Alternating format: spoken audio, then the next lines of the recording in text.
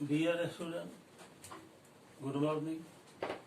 मैं क्लास 9 के लिए नंबर सिस्टम चैप्टर से फिर एक नया टॉपिक लेकर आया हूँ। आज मेरा पहला टॉपिक है rational numbers.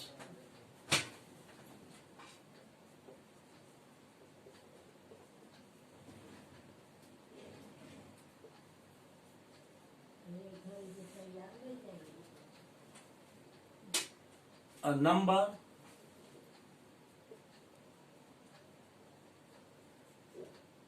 of the form P by Q, where P and Q are integers and Q is not equal to 0 is called a rational number.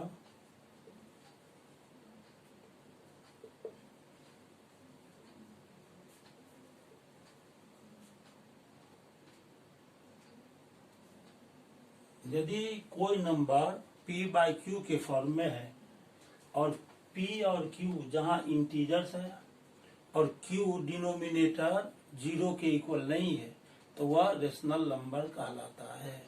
Denominator 0 इसलिए नहीं हो सकता है क्योंकि 0 से डिवीजन डिफाइंड नहीं है, इसीलिए Q 0 के इक्वल नहीं होगा।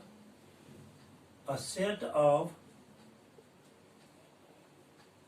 rational numbers is denoted by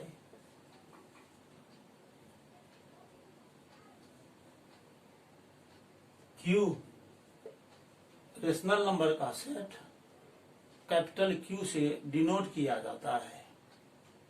तो जितना भी नेचुरल नंबर्स है या होल नंबर्स है या इंटीजर्स है, सब रेशनल नंबर है, क्योंकि सब के बाय में हम 1 लिख सकते हैं। जैसे 0, 1, 2, 3, 4, 5 so on, -1, -2, -3, -4 so on। 0 को 0 by 1 लिख सकते हैं, 1 को 1 by 1, 2 means 2 by 1, 3 means 3 by 1, 4 means 4 by 1, 5 means 5 by 1। और इसी तरह से -1 को -1 by 1, -2 को -2 by 1, -3 को -3 by 1, -4 को -4 by 1 हम लिख सकते हैं। ये सभी P by Q के फॉर्म में है। इस सब का फॉर्म P by Q हो गया। फॉर्म P by Q, सब P by Q के फॉर्म में है, इसीलिए ये सभी इंटीजर्स रेशनल नंबर है। परंतु सभी रेशनल नंबर इंटीजर होगा ही ये जरूरी नहीं है। इसके लिए मैं एक एग्जांपल दे रहा हूं।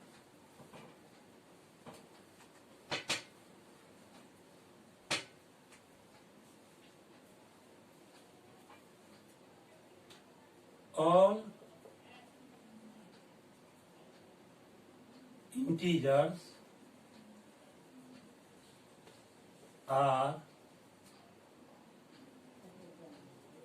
rational numbers, but all rational numbers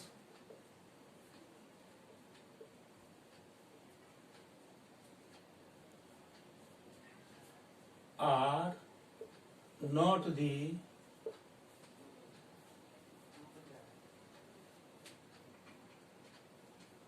integers।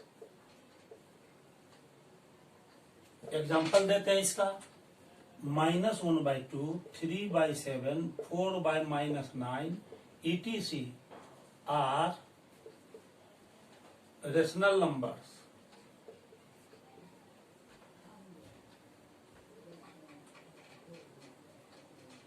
but they are not integers। अब इसको डायग्राम के थ्रू हम दिखाएंगे। ये सर्किल हम खींचते हैं,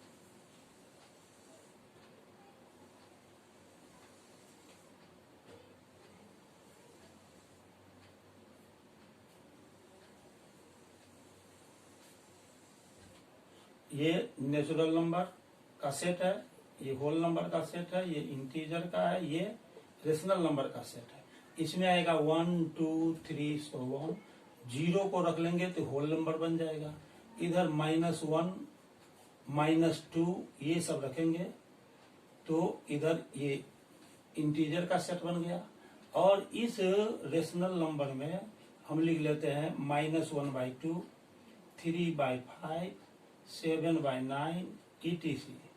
ये -1/2, 3/5, 7/9 ये सब रेशनल नंबर है, लेकिन इंटीजर्स नहीं है।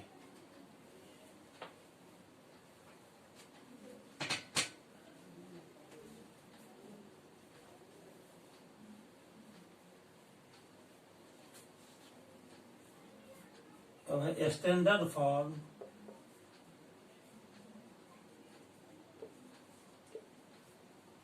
of a rational number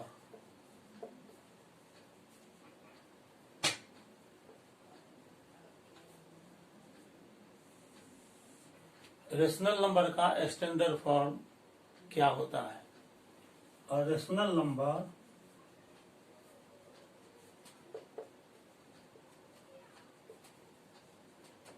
P/Q is said to be in standard form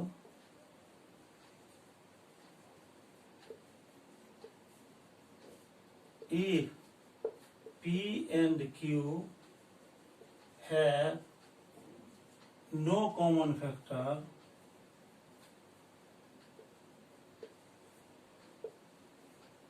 other than 1 and Q is greater than 0। कोई भी rational number P/Q standard form में तब कहलाता है जब P और Q में 1 के अलावा कोई कॉमन फैक्टर नहीं हो और डिनोमिनेटर Q हमेशा पॉजिटिव हो, मतलब 0 से बड़ा हो। अब कुछ हम एग्जांपल देते हैं रेशनल नंबर का जो स्टैंडर्ड फॉर्म में नहीं है, उसको हम कैसे बदलते हैं स्टैंडर्ड फॉर्म में, ये हम बताएंगे। यदि रेशनल नंबर का डिनोमिनेटर पॉजिटिव है तो ठीक है, सिर्फ हमको न्यूमरेटर और डिनोमिनेटर में देखना है कि कॉमन फैक्टर सिर्फ 1 है या नहीं। यदि कॉमन फैक्टर दोनों में 1 है तो वो स्टैंडर्ड फॉर्म में है। यदि डिनोमिनेटर पॉजिटिव है लेकिन न्यूमरेटर और डिनोमिनेटर में 1 के अलावा और भी कोई कॉमन फैक्टर मौजूद है तो उससे हम न्यूमरेटर और डिनोमिनेटर को डिवाइड कर देते हैं।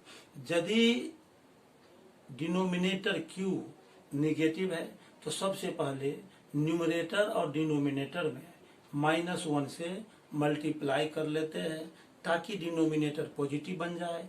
उसके बाद हम देखते हैं कि न्यूमरेटर और डिनोमिनेटर में कॉमन फैक्टर 1 है या 1 के अलावा और भी कोई कॉमन फैक्टर मौजूद है। जो कॉमन फैक्टर मौजूद रहेगा दोनों में, उससे दोनों को ही, न्यूमरेटर को भी और डिनोमिनेटर को भी डिवाइड कर देते हैं। तब इस प्रकार जो प्राप्त रेशनल नंबर आएगा रिजल्ट के रूप में, वह स्टैंडर्ड फॉर्म में होगा।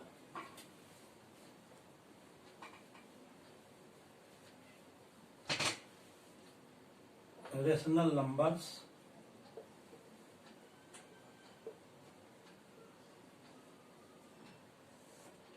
स्टैंडर्ड फॉर्म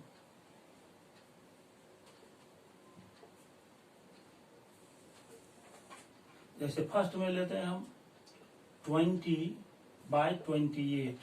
यहाँ पर हम देखते हैं कि 20 और 28 में देखते हैं कि कॉमन फैक्टर मतलब उसका हाईएस्ट कॉमन फैक्टर दोनों में 4 है, दोनों का HCF 4 होता है। दूसरी बात यह देखते हैं कि इसमें 28 पॉजिटिव है, इसीलिए न्यूमरेटर और डिनोमिनेटर में -1 से मल्टीप्लाई करने की जरूरत नहीं है। अब इसको हम लिखेंगे 20 divided by 4 by 28 divided by 4।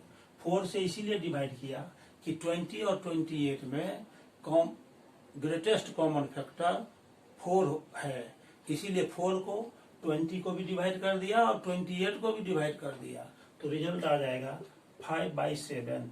ये स्टैंडर्ड फॉर्म होगा। स्टैंडर्ड फॉर्म में इसीलिए है ये कि 7 पॉजिटिव है। अब 5 और 7 में सिर्फ 1 कॉमन फैक्टर है, 1 के अलावा कोई भी कॉमन फैक्टर मौजूद नहीं है, इसीलिए ये स्टैंडर्ड फॉर्म में है। दूसरा हम लेते हैं इसका -32/24। इसमें हम देखते हैं कि डिनोमिनेटर 24 पॉजिटिव है, इसीलिए न्यूमरेटर और डिनोमिनेटर में -1 से मल्टीप्लाई करने की कोई जरूरत नहीं है। सिर्फ हमको देखना है कि ये 32 और 24 का HCF क्या होता है। 32 और 24 का HCF 8 होता है, इसीलिए दोनों को 8 से डिवाइड कर देंगे, तो -32 divided by 8 by 24 divided by 8। 32 को 8 से डिवाइड करेंगे तो -4 आएगा, 24 को 8 से डिवाइड करेंगे तो 3 आएगा। इस तरह ये स्टैंडर्ड फॉर्म में है। -4/3 स्टैंडर्ड फॉर्म में इसीलिए है कि 3 पॉजिटिव है और -4 और 3 में 1 के अलावा कोई भी कॉमन फैक्टर मौजूद नहीं है। थर्ड में लेते हैं -40 बाय -24। यहाँ हम देखते हैं कि डिनोमिनेटर नेगेटिव है, तो पहला काम करेंगे डिनोमिनेटर को पॉजिटिव बना लेंगे। इसके लिए उसमें -1 से मल्टीप्लाई करते हैं, न्यूमरेटर में भी और डिनोमिनेटर में भी, तो 40 इंटू -1 बाय -24 इंटू -1, ये आ जाएगा -40 बाय माइनस प्लस होगा है, तो 24 इंटू 1 वी गेट 24। अब 40 और 24 का HCF देखना है कितना होता है। 40 का और 24 का HCF 8 होता है, इसलिए दोनों को 8 से डिवाइड करेंगे, तो -40 divided by 8 by 24 divided by 8। तो -40 को 8 से डिवाइड करेंगे तो -5 होगा और 24 को 8 से डिवाइड करेंगे तो 3 हो जाएगा। इसका स्टैंडर्ड फॉर्म हो गया -5/3। -5/3 स्टैंडर्ड फॉर्म में इसीलिए है कि -5 और 3 में 1 के अलावा कोई कॉमन फैक्टर मौजूद नहीं है और डिनोमिनेटर 3 पॉजिटिव आ गया। अब हम नेक्स्ट टॉपिक बताएंगे कि रेशनल नंबर्स को रियल नंबर लाइन पर कैसे रिप्रेजेंट करते हैं।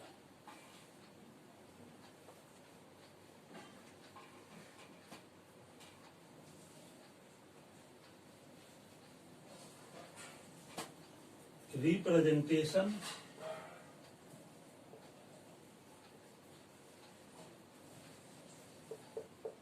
ऑफ रेशनल नंबर्स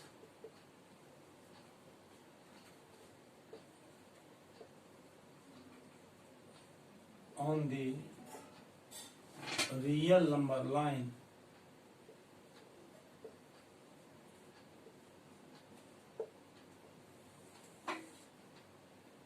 इस टॉपिक को हम एग्जाम्पल के सहायता से समझेंगे। फर्स्ट में है 1/7। यहाँ हम देखते हैं कि 1/7 पॉजिटिव रेशनल नंबर है और इसका न्यूमरेटर डिनोमिनेटर से कम है। किसी भी रेशनल नंबर का, पॉजिटिव रेशनल नंबर का न्यूमरेटर यदि डिनोमिनेटर से कम है तो उसका वैल्यू हमेशा 0 और 1 के बीच लाइज करता है। जैसे hair 1 is less than 7, 1 is less than 7, इसीलिए 1/7 ग्रेटर देन 0 हो जाएगा और लेस देन 1 हो जाएगा। मतलब 1/7 0 और 1 के बीच में लाइज करेगा। अब हम नंबर लाइन खींचते हैं।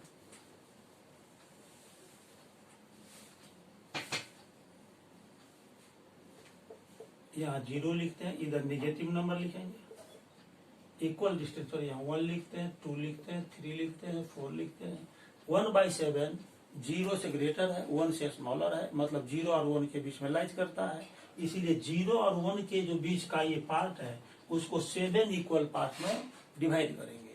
जब इस पार्ट को 7 इक्वल पार्ट में डिवाइड करना है तो 6 प्लेस पर, 6 जगह पर हम इक्वल डिस्टेंस पर कट मार्क लगाएंगे।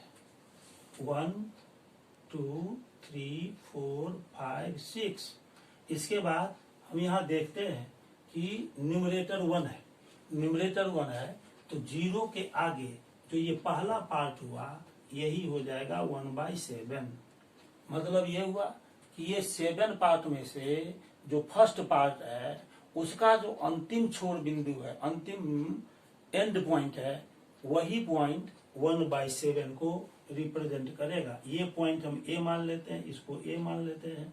तो पॉइंट ए रिप्रेजेंट्स 1/7।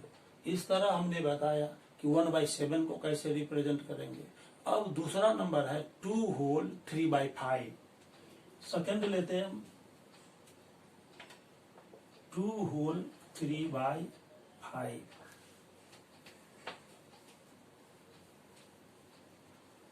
इसको हम लिख सकते हैं 2 + 3/5। यह बहुत ही क्लियर है।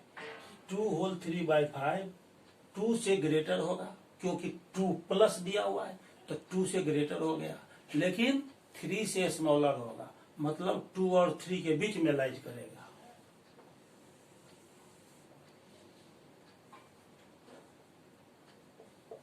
Therefore 2 whole 3/5 will greater than 2 but less than 3. Now we take 0, 1, 2, 3, 4 etc. अब ये 2 से बड़ा है और 3 से छोटा है, तो 2 और 3 के बीच का जो पार्ट है इसको हम कितना इक्वल पार्ट में डिवाइड करेंगे। यहाँ पर डिनोमिनेटर 5 है तो 5 इक्वल पार्ट में, जितना डिनोमिनेटर में रहेगा उतना इक्वल पार्ट में डिवाइड करना है 2 और 3 के बीच को। इसके लिए इक्वल डिस्टेंस पर हम 4 प्लेस पर कट मार्क लगाएंगे। 1 2 3 4। इस तरह ये 5 इक्वल पार्ट में डिवाइड हो गया। इसमें से यहाँ हम देखते हैं न्यूमरेटर 3 है, न्यूमरेटर 3 है, यहाँ भी न्यूमरेटर 3 है और यहाँ भी न्यूमरेटर 3 है। तो इसमें से 2 के आगे तीसरा पार्ट का जो एंड पॉइंट होगा वह 2 होल 3/5 को रिप्रेजेंट करेगा। तो 1 2 3 ये थर्ड पार्ट है, ये पॉइंट ए ले लेते हैं, यही रिप्रेजेंट करेगा 2 होल 3/5 को। Point A represents 2 whole 3/5। एक और हम नंबर